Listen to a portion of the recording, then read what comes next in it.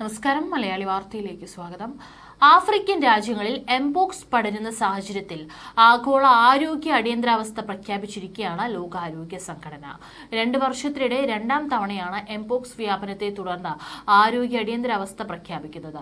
കോങ്കോയിലും സമീപ രാജ്യങ്ങളിലുമാണ് എംപോക്സ് വ്യാപനം ഭീഷണിയാകുന്നത്. അടിയന്തര സമിതി യോഗം ചേർന്ന് സ്ഥിതിഗതികൾ വിലയിരുത്തിയ ശേഷമാണ് ഇന്ന് ലോകാരോഗ്യ സംഘടന ആഗോളതലത്തിൽ ആരോഗ്യ അടിയന്തരാവസ്ഥ പ്രഖ്യാപിച്ചത്. WHO മേധാവി ടെഡ്രോസ് അഥനോം ഗബ്രിയേസസ് വാർത്താ സമ്മേളനത്തിലാണ് ഇക്കാര്യം വ്യക്തമാക്കിയത്. ആഫ്രിക്കൻ രാജ്യങ്ങളിൽ തുടങ്ങിയ എംപോക്സ് ഇപ്പോൾ ലോകത്തിന് തന്നെ ഭീഷണിയായി മാറുന്ന സാഹചര്യമുള്ളതിനാലാണ് ആഗോള ആരോഗ്യ അടിയന്തരാവസ്ഥ പ്രഖ്യാപിച്ചതെന്നും അദ്ദേഹം പറഞ്ഞു. ഇതുവരെ 13,000-ലധികം ആളുകൾക്കാണ് എംപോക്സ് സ്ഥിരീകരിച്ചത്. എംപോക്സ് പിടിപെട്ട് 450-ലേറെ മരണവും റിപ്പോർട്ട് ചെയ്യപ്പെട്ടിട്ടുണ്ട്. കോങ്കോയിലാണ് രോഗം കൂടുതൽ വ്യാപിച്ചിരിക്കുന്നത്. അയൽരാജ്യങ്ങളായ കെനിയ, ഉഗാണ്ട, റുവാണ്ട എന്നിവിടങ്ങളിലേക്കും എംപോക്സ് വ്യാപനം അതിതീവ്രമായതോടെയാണ് ആഗോള ആരോഗ്യ അടിയന്തരാവസ്ഥ പ്രഖ്യാപിച്ചത്. ഇനി എന്താണ് എംപോക്സ്? നേരത്തെ മങ്കി പോക്സ് എന്ന പേരിലായിരുന്നു ഈ വൈറസ് വ്യാപനം അറിയപ്പെട്ടിരുന്നത്. വംശീയതയും തെറ്റിദ്ധാരണയ്ക്കുമുള്ള സാധ്യതയുമുണ്ടെന്ന വാദങ്ങൾ വന്നതോടെ ലോകാരോഗ്യ സംഘടന പേര് മാറ്റി എംപോക്സ് എന്ന് വിശേഷിപ്പിക്കുകയായിരുന്നു.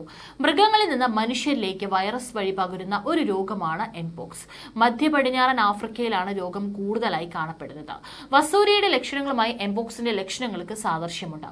1970-ൽ കോങ്കോയിൽ 9 വയസ്സുള്ള ആൺകുട്ടിയിലാണ് മനുഷ്യരിൽ ആദ്യമായി എംപോക്സ് കണ്ടെത്തിയത്. എംപോക്സ് പകരുന്നത് എങ്ങനെ? രോഗം ബാധിച്ച മൃഗങ്ങളുടെ രക്തം, ശരീരസ്രവങ്ങൾ എന്നിവ വഴിയുള്ള നേരിട്ടുള്ള സമ്പർക്കത്തിലൂടെയാണ് എംപോക്സ് മൃഗങ്ങളിൽ നിന്ന് മനുഷ്യരിലേക്ക് പകരുന്നത്. വിവിധ ഇനം കുരങ്ങുകൾ, അണ്ണാൻ, എലികൾ എന്നിവയുൾപ്പെടെയുള്ള മൃഗങ്ങളിൽ എംപോക്സ് വൈറസ് അണുബാധയുടെ തെളിവുകൾ കണ്ടെത്തിയിട്ടുണ്ട്. രോഗബാധിതനായ ഒരാളുടെ ശ്വാസകോശ സ്രവങ്ങളുമായുള്ള അടുത്ത സമ്പർക്കത്തിലൂടെയാണ് മനുഷ്യരിൽ നിന്ന് മനുഷ്യരിലേക്ക് രോഗം പകരുന്നത്. അടുത്ത സമ്പർക്കത്തിലൂടെയും എംപോക്സ് വൈറസ് ഒരാളിൽ നിന്ന് മറ്റൊരാളിലേക്ക് പകരും. എംപോക്സ് ലക്ഷണങ്ങൾ എന്തൊക്കെയാണെന്ന് നോക്കാം.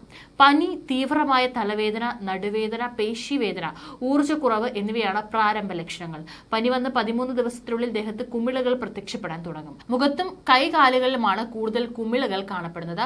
കൈപ്പത്തി, ജനനേന്ദ്രിയം, കൺജക്റ്റീവ, കോർണിയ എന്നീ ശരീരഭാഗങ്ങളിലും ഇവ കാണപ്പെടുന്നു. എംപോക്സ് ഇൻക്യുബേഷൻ കാലയളവ് 6 മുതൽ 13 ദിവസം വരെയാണ്. ചില സമയത്ത് ഇത് 5 മുതൽ 21 വരെ ദിവസമാകാം. 2 മുതൽ 4 ആഴ്ച വരെ ലക്ഷണങ്ങൾ നീണ്ടു നിൽക്കാറുണ്ട്. മരണനിരക്ക് പൊതുവെ കുറവാണ്. എംപോക്സ് ചികിത്സയും പ്രതിരോധവും എന്താണെന്ന് നോക്കാം. വൈറൽ രോഗമായതിനാൽ മങ്കി പോക്സിന് പ്രത്യേക ചികിത്സ ലഭ്യമല്ല. സാധാരണയായി കുട്ടികളിലാണ് രോഗം ഗുരുതരമായി കാണുന്നത്.